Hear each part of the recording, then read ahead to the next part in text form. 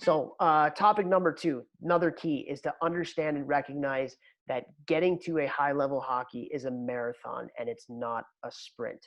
So, development takes time.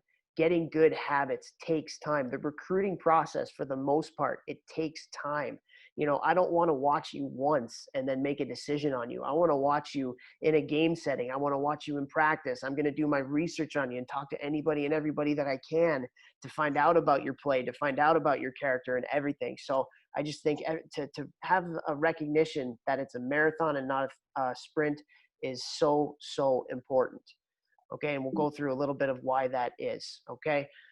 So the average age of a college commit is 18 years old. So that's either your senior year of high school or the year after your senior year of high school. Again, social media, it amplifies everything that's controversial, right? So we see these 14-year-olds commit, we see these 15-year-olds commit, 16-year-olds, whatever, and everybody makes a big deal out of it when that's not reality. The average age of a college commit is 18 years old. And then the average age of a college freshman is between 19 and 20 years old. So I laugh when, as the hockey director, when people get so uptight about what team they're on or what's going on at 10 or 11 or 12 or even 14 or 15 years old, because I'm like, man, like you still have a long time before this really, really matters. And so at the end of the day, find yourself a team and find yourself a coach, like Alyssa said in hers, that's going to develop you. Find yourself a team and a coach where you're going to have opportunity to play. You're not going to sit on a bench. And those are the things that are really important. And then I have another one, dominate before moving on, and I'll get to that in just a sec. But this is a slide from College Hockey Inc., which is basically it's a marketing arm for college hockey, and they put out a lot of great information about what college hockey is, and just wanted to go through a little bit of the actual process with everybody that might be even wondering. So as a college, we cannot even speak to you until January 1st of your grade 10 sophomore year of high school. So if you call us, we can't call you back. If you show up on our campus, we can't let you into our locker room and talk to you. So nothing happens now. Again, I think with the craziness of what was going on in college hockey over the past 3-4 years, the coaches got together and committees got together and said, you know what, this is a little bit crazy right now if we're committing to ninth graders and 10th graders. So they've pushed it back a little bit. So now, after January 1 of your grade 10 year, that is when you can officially start having some kind of conversations with school. So you can talk to them, you can call them on the phone, you can take unofficial visits to campus as long as you're paying for everything.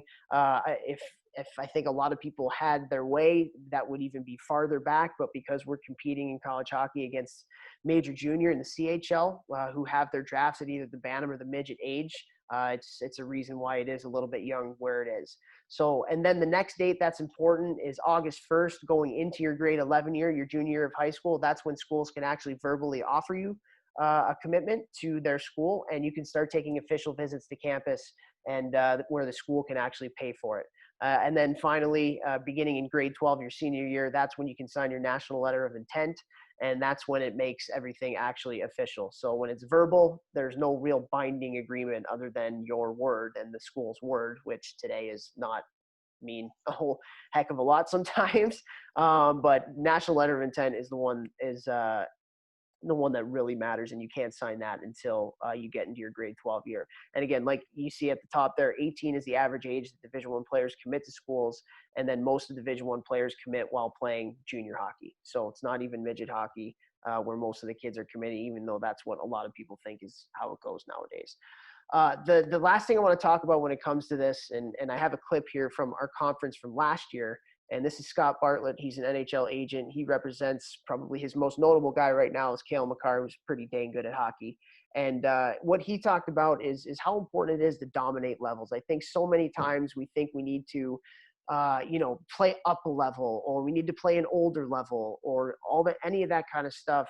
Play on the fourth line of the best team instead of playing on the first line of an average team, where you're not getting opportunity versus getting opportunity. And I think this is a great video from Scott. That has some great advice. And frankly, our philosophy is dominate a level before you move on.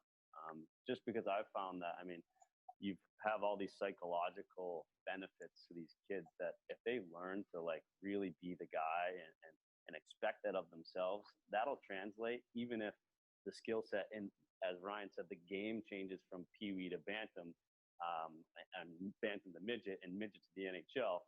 That mentality does. If you have found a way to be the guy and dominate that level, and that's what you expect of yourself, you're going to find a way at the next level, and at the next level, and the next level.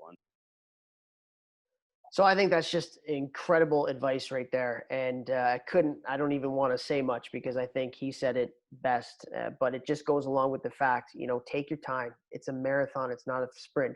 There's no need to continue to move up in levels or play up or whatever it is until you're ready. We call it ripening. You got to be ripe before you get to the next level. And you got to marinate. We call it marinate. That's another college hockey scout professional scout terms. Marinate at your level until when you're ready to move on to the next one. So just great advice there from Scotty, who's shepherded a lot of guys and helped a lot of guys get from the youth hockey ranks all the way up until the NHL, obviously representing guys like Cale Makar now with his family company.